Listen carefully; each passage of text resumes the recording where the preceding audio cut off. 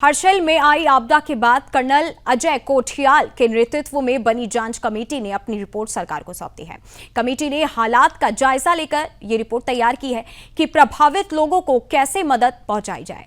Report में कहा गया है कि जिन लोगों की मौत हुई है उनके शवों को सुरक्षित तरीके से बाहर निकालना जरूरी है। साथ ही जो लोग अभी इलाकों में रह रहे हैं उनके लिए सेफ रहने की व्यवस्था बनानी होगी। पुनर्निर्माण को लेकर भी प्लान तैयार किया गया है कि किस तरह से दोबारा घर, सड़क और जरूरी सुविधाएं बनाई जाएं।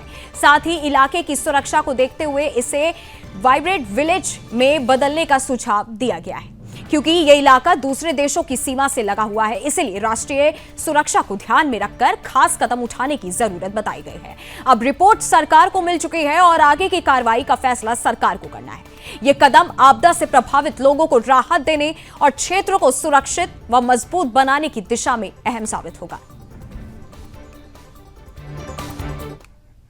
वो किस प्रकार से हो रखा है, मेरे को सीएम साहब ने, धामी जी ने भेजा था अपना रिप्रेजेंटेटिव बना करके कि जाऊं और जाकर के पहले तो देखूं किस प्रकार के असर आ रखे हैं डिजास्टर के पूरी धराली घाटी में और हर्षिल घाटी में, और उसके बाद में आगे हमें क्या प्रोसेस करनी चाहिए।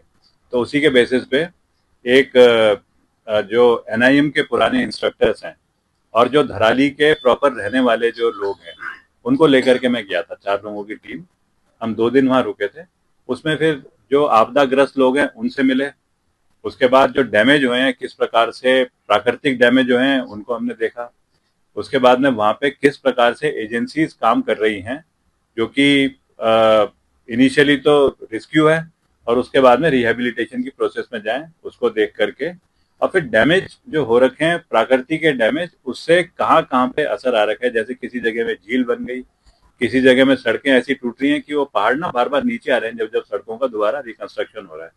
तो उन्हीं के बेसिस पे फिर हमने एक रिपोर्ट बनाई और उस रिपोर्ट को मैंने गवर्नमेंट को सबमिट करा है कि किस प्रकार से वहाँ पे सारा रिकंस्ट्रक्शन, रिहेबिलिटेशन, रिकंस्ट्रक्शन का काम होना चाहिए हर्षिल घाटी में। उसमें जो मेरा मेन फोकस रहा है वो है एक्शन प्लान कैसे होना चाहिए। ये एक्शन प्लान मैंने जो केदारनाथ में जब पहले काम करे हैं उस टाइम पे जो एक्सपीरियंस जो लिए और जो उन एक्सपीरियंस से इम्प्रूवमेंट्स मैं समझता हूँ करने की जरूरत थी, उनको सोचते हुए, लोगों की जो जरूरतें हैं जो वहाँ पे अफेक्टेड हैं उसको सोचते हुए, प्रकृति की जो प्रॉब्लम आ रखी हैं, जो कि प्रकृति में जैसे हम आपदा बोल रहे हैं कि इंसान का छेड़ा हुआ असर जो होता है आपदाओं को, उनको सोचते हुए, और साथ में